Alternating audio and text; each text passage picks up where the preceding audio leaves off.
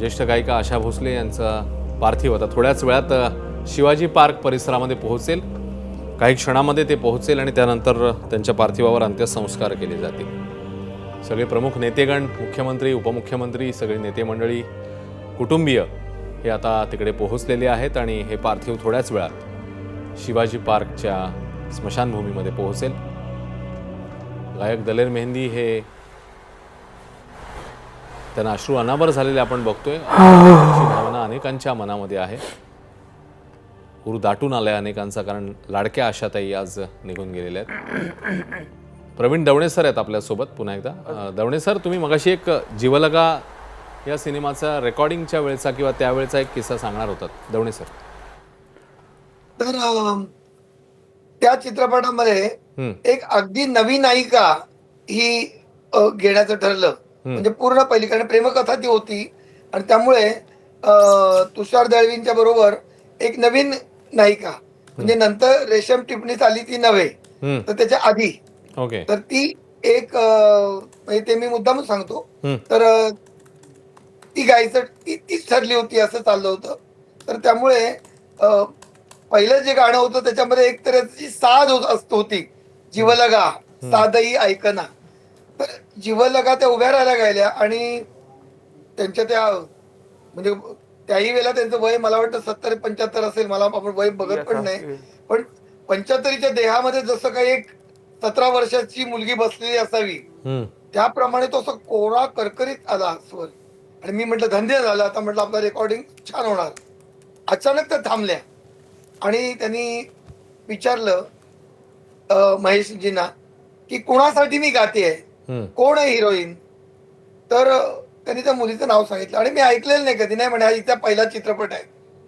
मग काय झालं, त्यांनी तो हेडफोन काढून ठेवला बरं का, आणि लगेच सांगितले राहते कुठे, तर म्हणे इथे कुठेतरी, म्हणजे अंधेरीच्या जवळ कुठेतरी राहते ती, तिकडे 7 बंगला का 12 बंगला कुठला.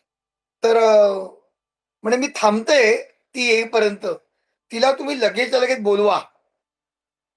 आता आशाताईंचीच आज्ञा ती, मलाही काही कळेना. मग अर्धा पाऊण तास वेगळ्या गप्पा टप्पा झाल्या असतील, काय झालं असेल, आणि ती अगदी बावरलेली मुलगी 17-18 वर्षाची एकदम अचानक म्हणजे बोलवल्यामुळे आली रेकॉर्डिंगच्या स्टुडिओमध्ये. ती पण दडपण मनात की आशा भोसलेने आपल्याला का बोलावलं बुवा. तर त्यांनी नातीशी बोलावं इतक्या प्रेमाने डोक्यावरून हात फिरवून तिला अगदी जवळ घेऊन सांगितलं की बाळा जीवलगा तू कसं म्हणशील जरा मला म्हणून दाखव, तू काम करणार त्याच्यामध्ये. तिने तिच्या पद्धतीनं ते म्हणून दाखवलं. पुन्हा पुन्हा त्या गप्पा मारल्या. पुन्हा तिला सांगितलं की ही ओळ तू गाशील कशी, तू मी गायिका नाही, मला गाता नाही येणार, तरी प्रयत्न कर तू.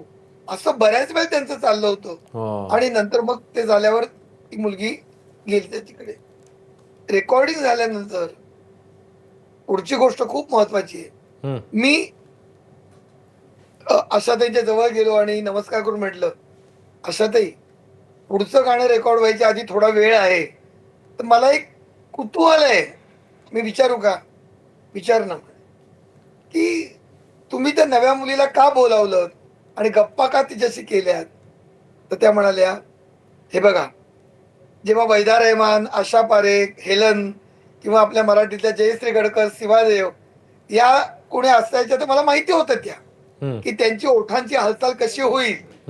पण मी जेव्हा नव्या मुलीसाठी गाते तर मी जेव्हा गाईन तेव्हा ते आशा भोसलेंचं गाणं न वाटता त्या नायिकेचं गाणं वाटलं पाहिजे, त्या मुलीचं वाटलं पाहिजे. मग ती ओठ किती उघडते, तिच्या शिरा कुठे ताणल्या जातात याचं मला थोडस माहिती असणं आवश्यक आहे. म्हणून मी तिला बोलावलं.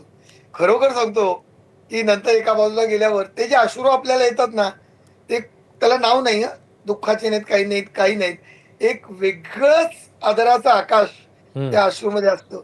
म्हटलं कीर्तीच्या शिखरावर आशाताई अजून हा विचार करतायत की मी जी नवीन नायिका आहे तिला मी न्याय दिला पाहिजे. पुढे अर्थात काही बदल झाले आणि रेशम टिपणी झाल्या आणि तिला पण तो आवाज मॅच झाला, हा नंतरचा भाग आहे. परंतु रेकॉर्डिंगला एका नव्या मुलीसाठी त्यांनी जे परिश्रम घेतले ते पाहिलं आणि माझ्यातल्या उमेदीच्या लेखक कवीला वाटायला लागलं की आपले परिश्रम काहीच नाहीत, खरंच हा पहाड आपल्याला चढला पाहिजे.